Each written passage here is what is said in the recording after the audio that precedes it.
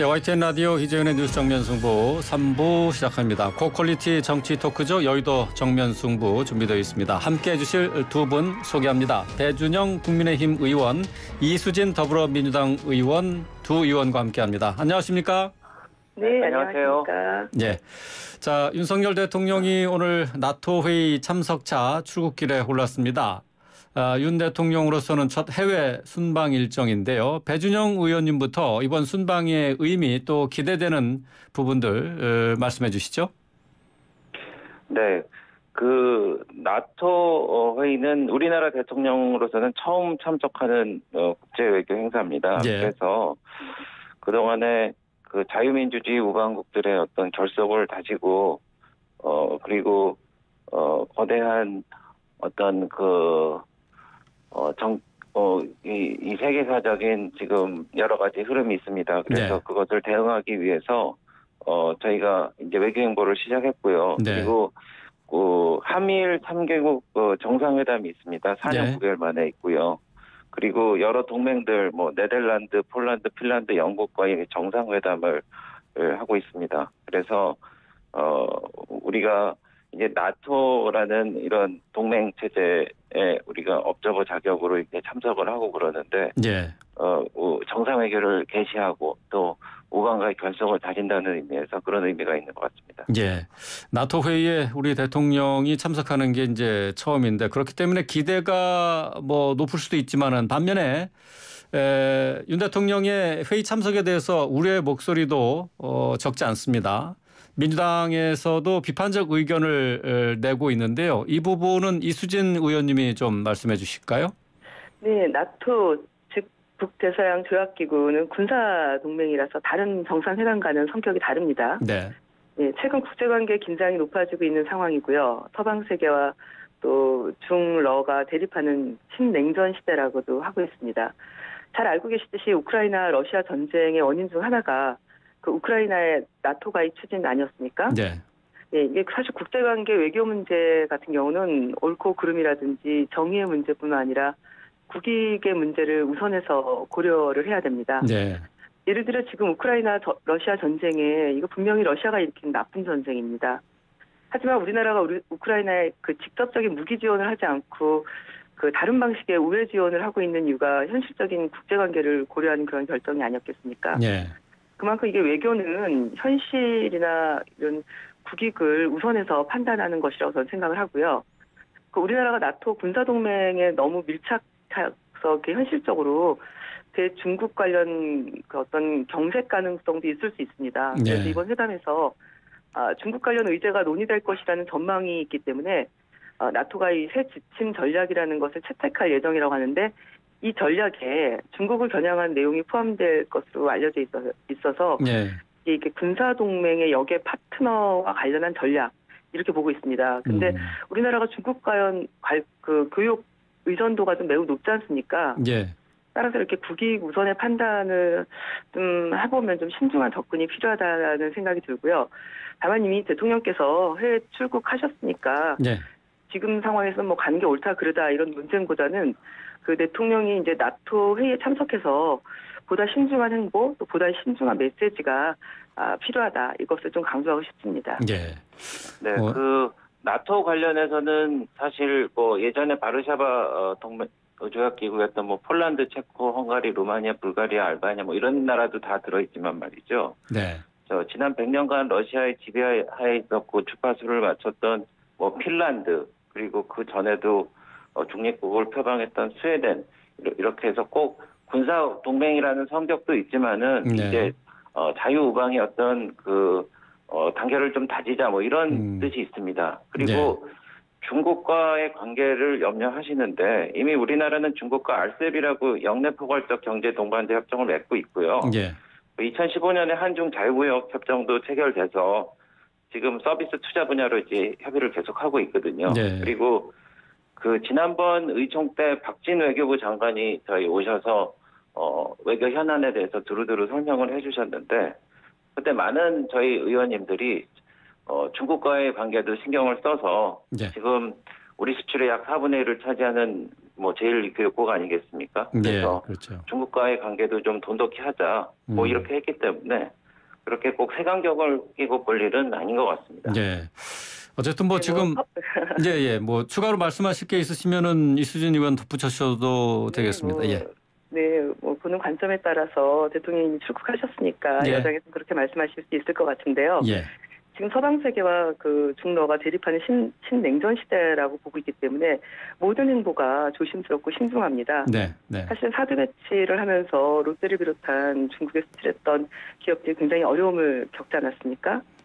네. 다양한 그런 그 군사 동맹과 관련해서 대한민국의 행보가 어떻게 보여지냐에 대해서 분명히 이제 국익을 우선으로 하는 그런 행보는 신중하면 신중할수록 좋다 이렇게 생각합니다. 예, 알겠습니다. 제가 예. 그 한마디만 좀 더 하자면 예, 짧게 좀 얼마 해주시죠. 전에 예.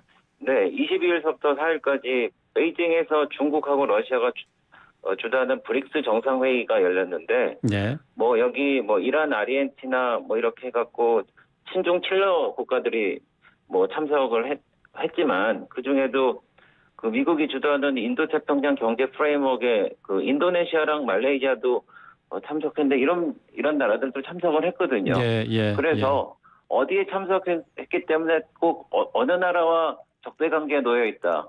그래서 이런 프레임은 조금 재고를 해볼 필요가 있다고 좀 보여집니다. 예, 알겠습니다. 뭐 두 분의 말씀은 뭐 이 관련된 내용은 여기서 뭐 줄이도록 하고요. 아무래도 우크라이나 전쟁 또 미중 간의 패권 경쟁 때문에 세계 외교 지형이 급변하는 상황에서 아무래도 우리 형편에서는 균형 외교를 생각할 수밖에 없는 상황인데 어쨌든 윤 대통령의 나토 회의가 실질적인 성과로 이어질 수 있도록 또 그러한 결과를 맺기를 좀 기대를 해보겠습니다. 계속해서 이번에는 서해 공무원 피격 사건과 관련된 내용을 좀 살펴보도록 하죠. 지금 그 정부 부처나 기관으로 간 대통령실의 공문이 대통령 기록물로 볼 수 없다는 행안부의 유권 해석이 나왔습니다. 당장 국민의힘에서는 해경과 국방부의 관련 자료를 요청을 했는데요. 배준영 의원님부터 행안부의 유권 해석 어떻게 보시는지 말씀 부탁드립니다. 글쎄 저는 뭐 지극히 상식적인 일이라고 생각이 되는데 왜냐면은 그때 대통령실 공문이 뭐 수신처가 수십 곳, 많게는 뭐 수백 곳까지 됐을 수도 있는데 네. 그것을 받은 모든 그런 공조직에서 그것을 다 비밀로 삼는다 그러면은 글쎄 그건 말이 좀 안 되는 것 같고요. 네. 그리고 저희가 생각하는 거는 그뿐만 아니라 청와대 자체 생성된 문서까지 모두 확인할 수 있어야지 뭐 진실 규명이 좀 가능하다고 보여집니다. 그래서 행안부의 유권 해석은 뭐 지극히 뭐 당연하다고 보여집니다. 그러니까 청와대의 대통령 관련 기록물도 봐야지 완전한 실상 진상 규명이 가능하다 그런 말씀이시네요.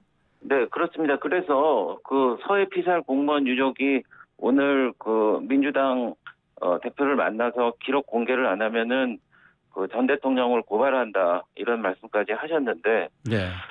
그래서 사실 월북이 아니었음에도 불구하고 월북이라는 그런 좋은 글씨를 써서 그래서 그 가족의 인격을 몰살시키고 그것을 비밀에 붙이고 이런 거는 너무나 안 맞는 일입니다. 그리고 사실 그 대통령이 보고를 받고 아무런 조치를 안 했다라는 그 6시간의 의혹은 물론이고 말이죠. 예. 그래서 이런 것들이 하루속히 좀 규명이 돼야지 우리나라 어떤 안보나 이런 법 질서가 좀 바로 잡혀가고 있다 이런 느낌이 좀 들지 않겠습니까? 예. 이수진 의원님. 네, 상당히 정략적인 말씀을 하고 계시는데요. 저희 더불어민주당은 국가 안보, 국민 생명의 문제를 가지고 그렇게 정치 공세를 하거나 그런 것은 자제해야 된다. 이게 기본적인 생각입니다. 하지만 지금 서해 공무원 그 사망 사건과 관련해서 그 국민의힘이 아주 지나치게 정략적으로 판단을 하고 네. 발언들을 쏟아내고 있는데 사실이 아니거나 문제의 소지가 좀 있다고 좀 보여지는데요. 그동안 우리 당에서 그 국가 안보에 대한 관점에서 참 오랫동안 인내를 했습니다. 네. 이 문제의 정쟁화 수위가 이제는 한계를 넘었다고 판단해서 저희도 당 차원에서 대응하는 것을 결정했고요. 네. 우리 당내 그 서해 공무원 사건 TF팀을 만들었습니다. 진상조사 TF요. 예. 네, 그렇습니다. 육군 대장 출신 우리 김병주 의원이 팀장을 맡고 계시고요. 그리고 이 문제에 가장 정통한 당 내외 인사를 중심으로 해서 TF를 구성을 했습니다. 뭐 황희 의원이라든지 김병기 의원, 윤건영 의원이 예. 해당이 됩니다. 저는 이 문제에 대해서 우리 당이 필요한 경우에는 관련 자료를 신뢰를 할 수 있는 방식으로 신중한 방식으로 확인하고 가능한 부분에 대해서는 공개를 하자는 입장입니다. 이미 더불어민주당에서 전 국방위원들 뭐 언론에서 다 확인하셨겠지만 당시 국회 국방위 비공개 회의록 공개에 협조하겠다는 입장을 밝혔습니다. 그리고 또 SI 그 특수정보 같은 네. 경우도 현 정부가 대통령의 결정으로 확인하고 공개하자고 했습니다. 근데 윤석열 대통령 어렵다라고 입장을 피력한 바 있지 않습니까? 예, 그렇죠. 그리고 그 사건 당시에 그 국민의힘 한교 국방위 간사 북군 장성 출신 아니십니까? 이분이 군의 보고를 받고 명확하게 월북이 맞다라고 말한 바가 있습니다. 네. 그게 다 기록에 남아 있는데 네. 그런데 지금 와서 뭐 군이 보고를 그렇게 전달했을 뿐이라고 이렇게 말을 바꾸시는데요. 당시 자료가 다 있습니다. 저는 이런 자세가 정치 공세가 아니고 무엇일까 네. 사실은 의구심이 듭니다. 이 의원님, 저기 진상조사 TF를 만드셨잖아요. 근데 TF에서 구체적으로 어느 부분을 중점적으로 살펴볼 계획입니까? 지금 야당이 정치 공세를 하고 계시는데 네. 이런 부분들 포함해서 또 유가족분들이 원하고 있는 것도 같이 그 우리 TF에서 그 의임을 받아서 논의를 계속 만나서 할 예정이고요. 유가족들과요. 네네, 이거는 굉장히 신뢰할 만한 그 신중한 방식을 가져야 된다고 생각합니다. 그리고 뭐 무슨 일이 있을 때마다 대통령 기록물 공개하라고 하는데 이 부분에 대해서 여당이나 정부가 책임을 지겠다라는 그런 입장이라면은 공개를 하고 다만 선별적인 뭐 이렇게 그런 공개가 아니겠죠. 그렇게 해서는 안 될 테고 오해할 수 없는 오해를 최소화해 나가는 그런 방식을 만들어 놔야 된다고 생각을 합니다. 저는 이 TF가 국민의힘과 협의를 하면 된다고 생각하고요. 그래서 관련 자료 열람하고 이게 또 공개가 필요한 부분 공개하고 그래서 진상을 명확하게 해서 국민들께 알리기 위한 그런 노력을 할 것입니다. 저희가. 결국 뭐 이 서해 공무원 피격 사건과 관련해서 여야가 이제 각각 TF를 꾸리게 되는 건데요. 국민의힘에서는 국회 차원의 진상조사 특위를 만들자고 제안하지 않으셨습니까? 네. 배 의원님, 뭐 관련해서 이게 진상조사 특위가 지금 상황에서 필요한 이유가 있을까요? 네, 제가 사실 연평도 지역 국회의원입니다. 그래서 지난 2020년 10월에 연평도 어촌 대장님을 제가 모시고 와서 국민의힘 자체 국정조사를 실시했고 또 2020년 10월 14일에는 농해수 의원님들, 국민의힘 의원님들 모시고 소연평도를 방문해서 해경 브리핑도 듣고 배 타고 20분 동안 NLL까지 갔습니다. 근데 거기서 월북을 했다는 게 정말 넌센스라고 사람들이 다 생각할 수밖에 없었는데 그렇게 뱃소리가 큰데 어떻게 안보를 해갖고 월북이라고 그렇게 얘기를 합니까? 그리고 헤엄쳐 갈 수 있는 조류도 아니었고요. 상황도 아니었습니다. 그래서 현장에 가보신 분들은 누구라도 그 월북이라는 게 말이 안 된다는 거를 잘 알고 있습니다. 그래서 진상조사 특위를 통해서 이걸 가려보자. 네, 그렇습니다. 그래서 지난번에는 저희가 그렇게 노력을 했음에도 불구하고 제가 대변인을 하면서 논평을 8차례를 썼습니다. 국가안전보장회의도 개최해야 된다고 하고 그 유엔 연설문 때문에 우리 아까운 그 생명이 정말 명예가 훼손되고 말살됐다 이런 거에 대해서 목소리도 냈는데 저희가 이제 국회 차원의 진상조사 국정특위를 만들고 그러면요. 이게 법에 의해서 증인 참고인 출석 요구권이 있고 자료 요구권이 있습니다. 그래서 출석하지 아니한 증인이나 서류 제출을 요구를 거절한 자는 3년 이하 징역 또는 1천만 원 이상 3천만 원의 벌금에 처할 수 있게 돼 있어요. 그래서 제대로 해보자는 거고요. 그리고 지금 뭐 북한의 그 김정은 위원장이 사과를 한 것 같고 굉장히 인도주의적이라고 또 대범한 결정이라고 말씀을 하시는데 사실 모르겠습니다. 정부에서 왜 그런 월북으로 머리를 해간지 모르겠지만은 이게 조난인 상황에서 만약에 사살 및 소각을 했으면 말입니다. 이건 인도주의적인 범죄고 북한 수뇌부가 책임지고 처벌받아야 될 문제이기 때문에 그런 거를 감싸려고 하지 않았나. 그리고 유엔 연설을 앞두고 이 종전선언을 그렇게 분위기를 잡기 위해서 그랬나 하는 거 보면은 이건 네. 정말 대단한 그 플롯이라고 생각이 돼서 저희가 네. 꼭 밝혀야 된다고 생각합니다. 예, 알겠습니다. 이 의원님, 진상조사 네. 특위 제안과 관련해서 어떤 의견이십니까? 간단히 좀 네. 설명 들어볼까요? 아니 지금 뭐 유엔 연설용이다 이렇게 사실이 아닌 말씀을 하시는데 이거는 뭐 시차적으로도 전혀 다르고요. 네. 이렇게 뭐 언론 플레이로 정략적인 정쟁으로 밀고 가신다라면은 이게 국회 특위가 구성된들 그 공방만 하지 않겠습니까? 이게 진정 그 사망하신 우리 그 분이라든지 또 유가족분들한테 그분들이 원하시는 방향은 저는 아니라고 생각합니다. 네. 저는 이게 국민들께서 이렇게 선택적 관심 끌기로 이렇게 지금 사실 경제 위기에 상당히 심각하고 어려운 그 윤석열 정부라든지 여당의 책임이 굉장히 막중합니다. 그런데 이런 문제들에 대해서 굉장히 좀 뭔가 비겁하게 얘기들을 진행시키고 있다. 네. 사실이 아닌 거에 대해서는 저희가 하나하나 짚고 넘어가야 되는 거고 그래서 네. TF를 구성해서 그 안에서 신뢰를 갖고 자료를 놓고 논의를 하자라고 말씀을 드렸던 거고요. 네. 그리고 무엇보다 그런 일을 하려면 특히나 국회 특위라는 것은 여당 혼자 만들어서 구성하는 것이 아닙니다. 여야가 함께 머리를 맞대고 논의를 해서 그렇죠. 바람직한 예. 방향을 만들어 나가야 되는 예. 건데 이런 부분들에 대해서 이렇게 밀어붙이신다라면은 과연 그 다음 진행해야 될 순서가 평화롭게 진행이 될지 굉장히 의문스럽습니다. 예, 알겠습니다. 자, 이 부분은 여기까지 얘기를 들어보는 것으로 하고요. 다음 주제로 좀 넘어가겠습니다. 국회 원구성 협상이 순조롭지 않습니다. 민주당이 법사위원장 자리를 여당에게 넘기겠다고 했지만 이제 조건을 내놨어요. 사법개혁특별위원회 구성 또 그리고 헌법소원 권한쟁의 심판 청구의 소송 취하를 제시했는데 국민의힘 측에서는 이 부분을 받아들일 수 없다. 국회의장단과 법사위원장을 먼저 선출하자 이렇게 맞제안을 했습니다. 배준영 의원님부터 얘기해 주시죠. 네, 처음에는 굉장히 담백하고 그리고 순수한 제안이라고 뭐 생각을 했습니다. 그런데 말씀을 계속 듣고 보니까 고구마 줄기 나오듯이 이제 계속 나온단 말이죠. 그래서 왜 이렇게 국회 원구성을 하고 국회를 정상화하자는데 끼워 팔기식으로 해서 국회 정상화를 사실상 발목 잡는 행위를 하는지 저는 뭐 이해할 수가 없습니다. 그래서 그 지난 7월 그 양당 원내대표가 합의한 그대로 어떠한 단서나 조건 없이 후반기 법사위원장은 국민의힘이 맡도록 하자는 것이었는데, 네. 뭐 그렇게 되면은 그 정상화 될 수 있죠. 근데 그거에 관련해 갖고 지금 사개특위를 열어 갖고 뭐 중대범죄 수사청을 만들자라 그러든지 뭐 헌법재판소에 제소한 것을 취하하라든지 뭐 헌법재판소가 제대로 하게 되면은 이거는 뭐 뒤집혀질 테니까요. 네.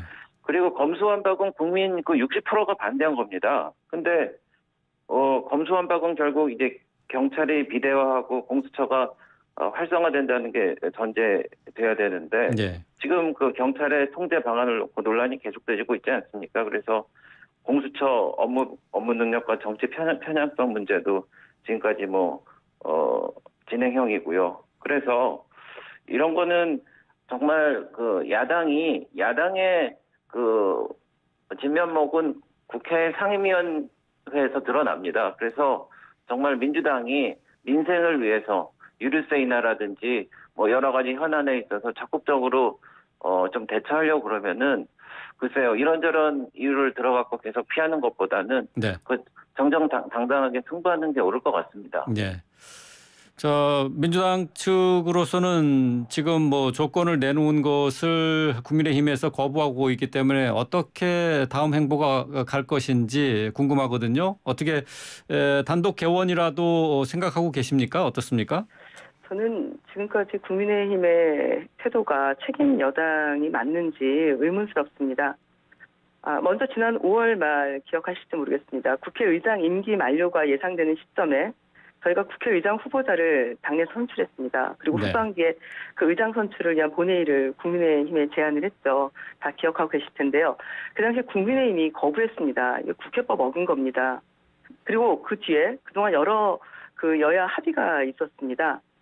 근데 네. 이제 법사위원장 관련해서 이거는 여야 전 원내대표 간의 합의가 있었고요. 그리고 검찰 정상화 관련해서는 현 원내대표 간의 합의가 있었습니다. 네. 특히 검찰 정상화는 그 여야가 국회의장 중재안에 대해서 의총을 거쳐서 추인까지 받지 않았습니까? 국회의장과 함께 국민 앞에서 그 여야가 합의서에 서명까지 했습니다. 네. 그런데 우리 민주당 제안이 이 두 가지 합의를 함께 이행하자는 건데 어떻게 국민의힘은 자신들이 원하는 합의는 이행해야 되고 원하지 않는 합의는 못 봐드리겠다 이렇게 입장을 이렇게 다르게 해석을 하는지 사실 의문입니다. 이게 그리고 국회의장 선출이 본회의 그 협상의 대상도 아니거든요. 네, 그런데 예. 그 당시에 국회법 따라서 지연이 될 수가 지연이 따라서 자연스럽게 진행이 안 됐습니다. 이게 네. 당연한 절차인데도 불구하고. 네.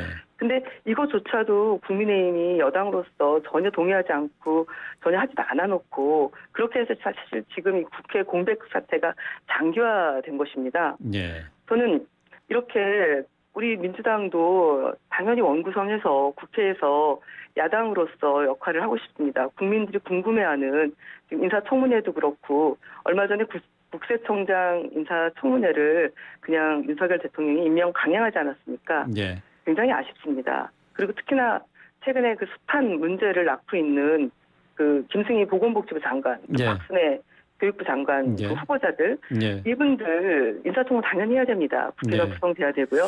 그러나 국회의장이 선출되면 인사청문 특위를 선출해서 예. 이분들이 또 청문을 할 수가 있는데 이게 지금 그 윤석열 대통령께서는 네.